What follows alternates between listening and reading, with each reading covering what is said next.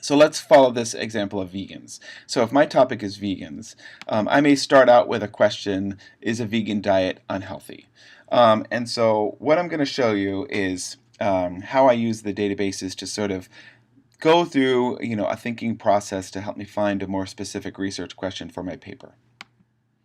So the first place I would recommend going is opposing viewpoints in context. And the reason why I would go there first is because the database is generated all around coming up with different opinions and opinions about various topics. And so if I go to, for example, if I choose the category health and medicine, I can look through all these different topics here. There's no veganism, but there's vegetarianism. So I'm going to click on that and look at the page on vegetarianism. At the very top, you'll see featured viewpoints and viewpoints, and that's what I'm looking for right now. I'm looking for what are people talking about related to this topic. And here's an interesting article that it's, a diet is unhealthy for most people, which kind of surprises me because I think of vegetables as being healthy. And so it's good I found an article that is on the opposite sort of side of what I expect most of my answers to be. I can also use a related search to find other related topics, and there is information on veganism. And so if I just sort of scroll through here, I can find reference, news, magazines, academic journals. And my focus is going to be more on academic journals because that's more appropriate for this kind of high-level research that you're doing. I read this article about high schools and how a teacher got fired for promoting veganism in his class. And I thought that was interesting. That sort of gives me a new way of thinking about this question, which is, do most vegans have strong political views? And so now that's sort of an interesting question for me, moving away from the idea of is it healthy to what's the association with diet and politics, I think is kind of more interesting for me. And so I'm going to explore that one. And for that one, I'm going to go back to our databases, and I'm going to use the Mountain View Public Library. You all have e-library cards for this now, and what I would recommend you using is EBSCOhost Research Database right here. And you'll punch in your library card here. And this is what the page you'll get for EBSCOhost. It's all these databases, and you can check the ones that you want to search through. So some of them are very specific on like film and television or psychology. And so if you have a topic in those fields, definitely click those. I always click these first two because they're good sort of general databases. You hit continue and then type in your search term here. And scroll. And what EBSCOhost gives you is a lot of academic journals, which is, as I said, is what you kind of want to use in this kind of research paper. Academic journals are more trustworthy. They come from scholars who have studied this deeply, so you can trust the information. This article looks interesting to me.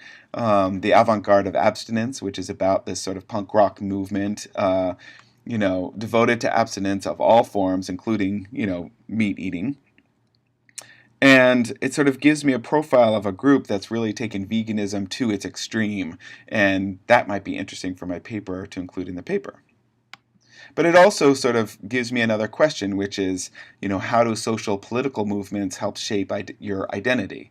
Now, this is broader than the subject of veganism, but that's okay. I need both broad sort of subjects as well as specific subjects. So with that question, I'm going to go and look at JSTOR, which is probably our most academic database. You're going to find a lot of scholarly research on your topic. And so the articles are going to be a little denser. They're going to be written for an academic audience, sort of college and university audience. And you can just look at the titles and see how it's a little bit more academic than some of the titles we saw under Gale and EBSCOhost. But this one looks interesting because I'm looking at now how identity is shaped through collective movements, and this looks like it'll be perfect for me.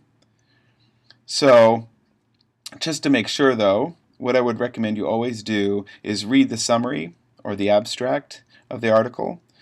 And if you do that, it gives you a short paragraph that you can see what the article is about and whether or not that's going to help you in your research. If it does, then click on the View PDF and download the article.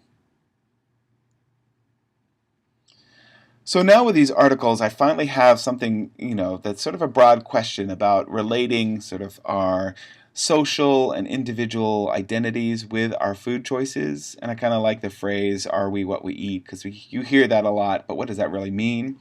Um, and I'm going to show you one last database here. This is ReadCube, and this one I like a lot just because its interface is really easy to use. It's the only one where you have to download the app, but it's free. And once you have that app, ReadCube will show up like this. And just like Google, you punch in your search term. But again, ReadCube gives you only sort of academic articles, trustworthy articles.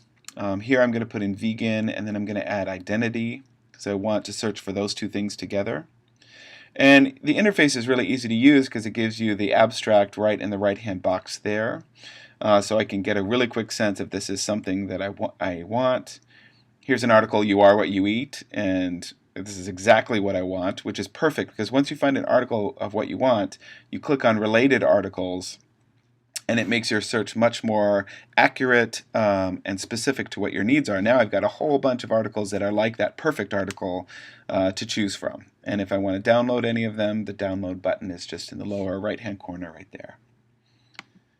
So my process started out thinking about, is it good for our physical health or bad for our physical health, which is an okay question. But now through the process of reading and exploring, I'm in an area that I think is much more interesting, at least for me, about how food choices are both reflective of and in some ways shape our social and personal identity. And that seems to me a much more interesting area to explore. The answers aren't so easy, and that's where I'm moving towards right now. All right, if you have any questions about any of this, please get in touch with me at the library, either through the Senior Project Research Help button that is on our library website, or coming in and just talking to me about your ideas. I'd love to help as much as I can. Thank you.